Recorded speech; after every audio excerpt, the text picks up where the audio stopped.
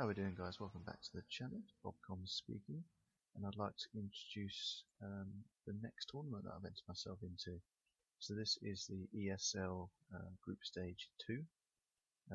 Basically exactly the same as the Group Stage 1 I did a few weeks back, just with different people, so it should be interesting. So this is my first match. I'm playing as the Greenskins, as you can see here, with Skarsnik. My opponent over here is playing as the Dwarves, and I believe his name is Cookies and Special Brew or something like that. An interesting name. So let me run through the army comps real quick. I put all the rules and the basically what's allowed and what's not allowed in the tournament in the description below. You can follow my progress on there. And this video here is going to show both of the matches against this guy that we played on Saturday. So let's run through the army comps real quick. I'm playing as the Greenskins, as you can see. I've got Skarsnik as my general. Got a unit of the Rusty Arrows, a unit of the Crimson Killers. I've actually got 3 units of Black Orcs. I've got one in the forest over here. I've got a Night Goblin Shaman, and I've got a Doom Diver Catapult here. I went for the Night Goblin Shaman because it does the itchy nuisance thing, which I'm going to need to fight against these dwarves. I've also got 2 units of Orc Boy Biggins, get that right, and 3 units of Nasty Skulkers. My opponent, he's gone for the traditional dwarf box, though he's kind of spread himself out a bit thinly, which we discussed after the match as well. So he's got a unit of Dragonfire Pass, 2 units of Dwarf Warriors, miners with blasting charges behind them. Then his third line, he's got Longbeards, the Grumbling Guard, and another unit of Longbeard. He's gone for a Rune Lord, looking pretty awesome on his Anvil of Doom. He's gone for a Thane, he's got 2 units of Quarrelers, a Goblobber, and the Grudge Thrower, Goblobber being the Regiment Renowned. He's also got the Dragonback Slayers and a normal unit of Slayers. So I'll get this started. So the initial barrage is just me firing my Doom Diver Catapults whilst I started to move my units up into position. The plan was to try and get these guys all the way up into this tree line to around this position here, so I could then pull out and attack from the side.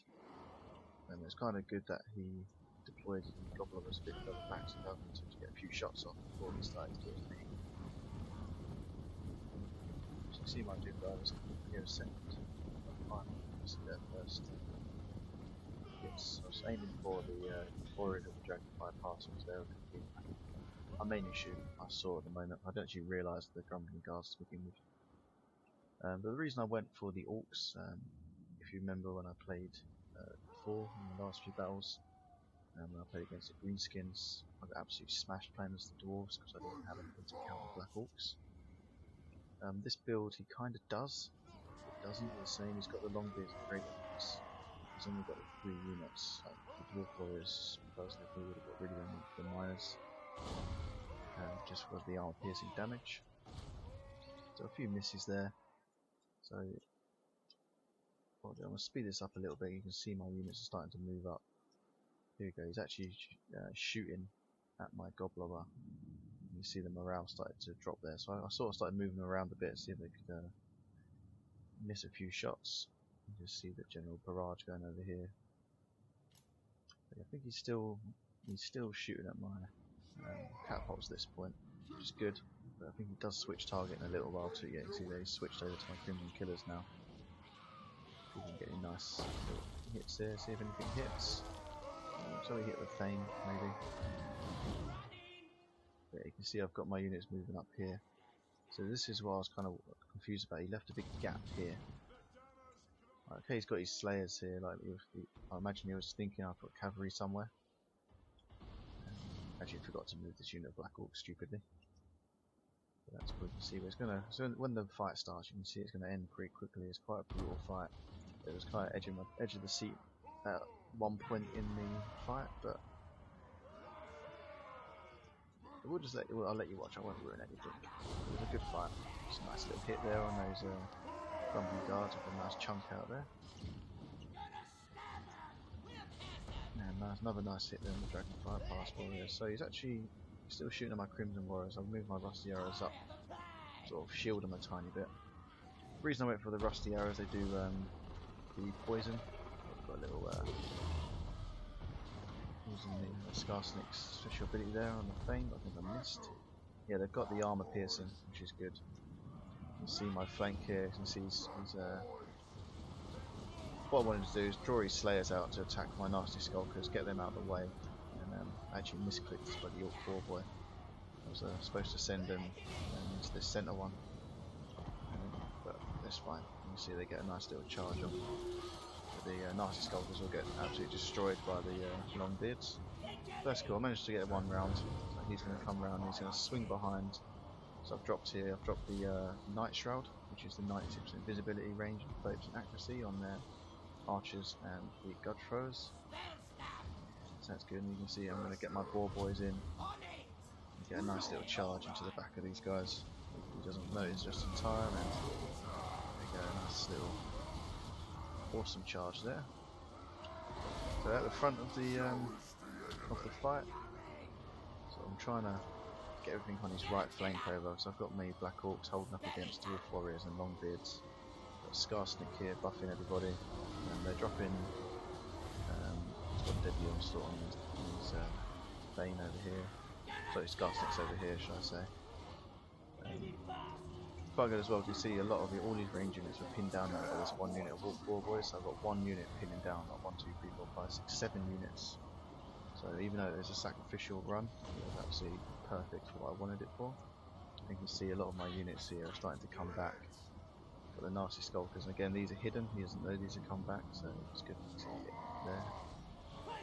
And just the Black Orcs, they're just so overpowered, and with these all the buffs that are getting on top of them, dropping on them, the sneaky stabbing on us, itchy nuisance. Absolutely amazing. You see here, starting to push through now. Losing decisively with my Goblin Shaman in the middle here. You see, I'm not sure what he did here. I think he did like a mass attack over here, because these guys all just sort of turned and ran. But that's fine by me. You see here, Scar Snake is chasing down their Bane.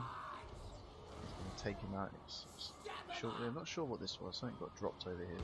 You see, I'm going to take out their Bane. I'm going to shoot him in the back. There you go. It's exploded into tiny little chunks. Dwarf barbecue.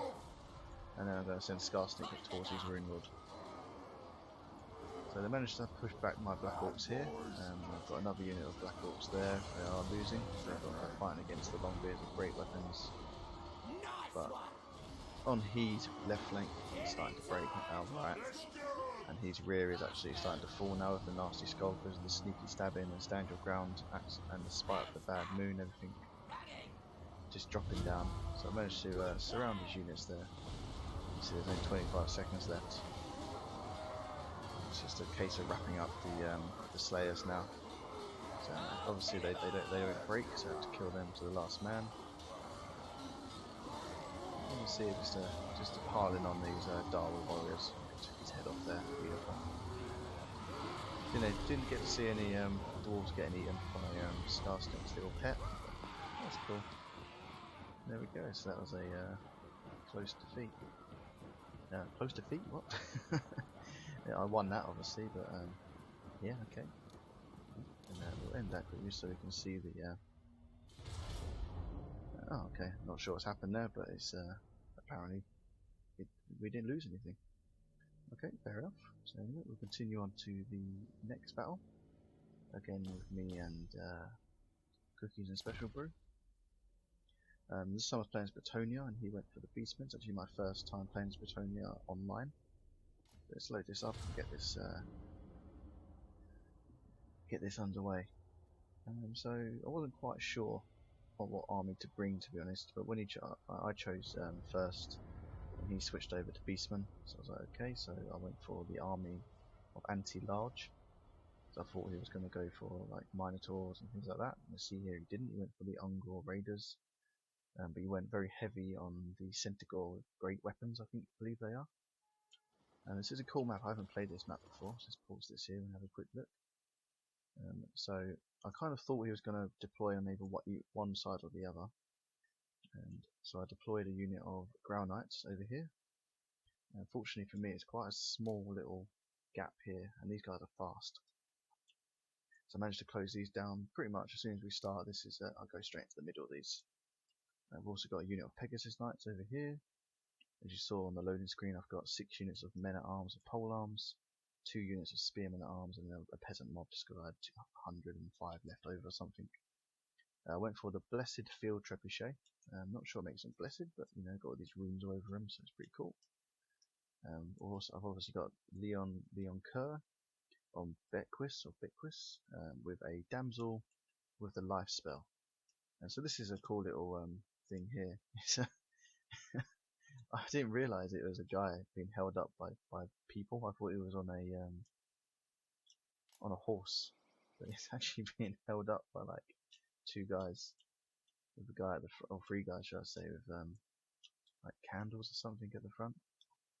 It's quite interesting. I might not sure what's going on now. It's like a skeleton dude. It's fucking weird, isn't it? Basically, it's some. I'm not really sure. It's supposed to represent something in their religion, but you know, it's pretty cool. I think I might take that as a nice little screenshot as well. But yeah, carrying on. So, and I've got 1 unit of peasant bowmen, I believe. Was it 1 or 2? No, it's 2. Sorry, 2 units of peasant bowmen with poison or pox arrows. He's also got 2 more units of centaurs on my right flank, 2 on the left with a chaos warhounds with poison. You saw there he's got Ungor herds, 6 of them, I believe. A gore herd in the center, and he's got Ungor raiders, 3 of those with a brave shaman of the shadows at the rear, and then he's got Kazarak the One Eye in the middle there, looking pretty awesome. Okay, so it's a pretty slog out match really. It's a tiny little deployment area. The map's awesome, and we'll just start it out. So as soon as I saw that, I charged my ground knights in. I managed to catch these guys here. I sent a unit of spearmen down as well to block off this area. Fortunately, I managed to catch pretty much the 2 charges and take out the Chaos Warhounds instantly. He saw my spearmen come in, so he's tried to get around the flank of my ground knights, but these guys are absolute beast. They're shock cavalry and anti-large. Pegasus Knights come in just to give some backup, but they really need it. And then the spearmen are coming down as well just to help wrap up. So see here the initial charge. Obviously my peasant mob are going to break. Sent Leon Kerr over the rear to take out some Ungor raiders. He pins them down pretty quickly. I see on my right flank the centaurs are great weapons, but he's going to charge them direct. Like if I was him, I would just split the charge, sent 1 here and 1 to there, but he decides to charge straight into my pole arms. So that's that. So see a nice little charge there, but didn't do any damage at all really. He managed to get his brave shaman with the shadows through, but my Growl Reliquary is gonna try and take him down. Trying to get a rear charge there. So I've got my life healer over here, so he's going to drop a life spell onto Leon Kerr soon. Try and get a she drops it. She just used a spell, I believe. I'm not sure where she's dropped it actually. Might be over here. Drop it in a minute. But anyway, over on the left flank, they've been sorted out. I've got my ground knights come all the way around here, and they are going to start charging to the back of their archer units. Because they're the main units. You don't realise how much damage these Ungor raiders do. They've got very short range with powerful arrows. I'm not sure what he was doing here. He didn't actually seem to commit this unit straight away. So he let me charge in, so I think maybe he wanted to get the rear charge in. But he kind of just stops. I'm not really sure why. So he done the Okron Mind Razor to give himself all the extra damage, but I managed to get my ground knights into the back. I was at this point, I was like, okay, the archers aren't a massive problem at the moment too much. I managed to get my Pegasus Knights back. My right flank has fallen at this point, so I'm being sort of a small pocket of units here. I was quite worried at this point, but you can see a few of my units have started to come back, and he hasn't shut them down again here. So I managed to reconsolidate some of my forces. I've got the trebuchet shooting down at some of these fleeing units to take them out. And you see I'm going to start getting some rear charges in here. Pegasus Knights and Leon Kerrs are stuck inside the tree at the moment. It's beautiful. You see my archers are starting to come back into play as well. So that's good. Yeah, it was a bit of a slogfest. I'm not gonna lie. There wasn't too many tactics involved with this. I just had to I kept forgetting about my buddy cavalry. So obviously I'm sending them off here to chase after the Uncle Raiders. There's only 3 of them. I believe they actually give like a boosting effect as well. So I was kind of like trying to run them around near my retreating units. You can see here, it's starting to be a mass rout now on the Beastman side. I think a few more units do come back. But no, they pretty much go there. So there you go, a horrific victory. Might actually get to see the unit lost this time. And there we go. So we deployed 657 against his 882. I lost 312. He lost 491. Like these peasant mob and these spearmen, they were just a frontline meat shield really, just to take the initial charges, and then let my men at arms pole arms to take out the rest. I was quite surprised I didn't bring any large units. This is what this build was for, so I was surprised I won, because all these units are good against large. Nothing's really good against infantry. So I think it's because I managed to shut down his cavalry quickly and efficiently. He just couldn't get the upper hand on me. But yeah, we had a chat afterwards. I gave him a few tips, and he sort of gave me a few tips as well. So good luck to him for the rest of the tournament. I'm going to be talking to the rest of the people in my table and try and get their matches sent through, so I can record over them and see what I'm up against really. So it should be good. So I hope you enjoyed that, guys. Wish me luck for the coming weeks in this tournament. And let's hope I do a bit better than last time. So I hope you enjoyed that, guys. If you did, leave me a like, leave me a comment, and if you haven't already, consider subscribing. I really appreciate it. It's Bobcomss, signing out.